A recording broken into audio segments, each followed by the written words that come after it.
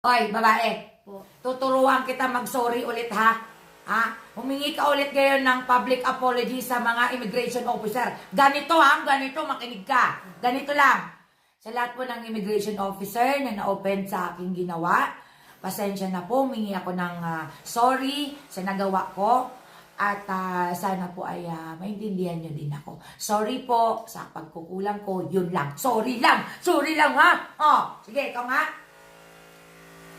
Sa lahat po ng immigration officer, humihingi po ako ng tawad sa nagawa ko. Dala lang po yun ang bugso ng damdamin ko. Eh kasi ba naman... Huwag ka nang kumambyo! Huwag na! Sorry na lang eh! Sige po. Sa immigration officer, humihingi po ako ng tawad sa nagawa ko. Dala lang po yun ang bugso ng damdamin ko. Dahil lang naman kasi... Huwag na kasing kumambyo! Huwag na!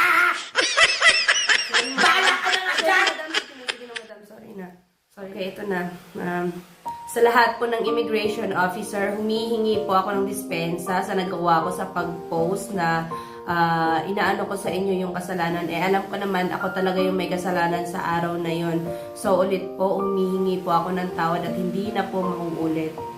Oh, very good. Ganyan mag-sorry ha! Huwag na kumambyo ha! Anak ka ng po.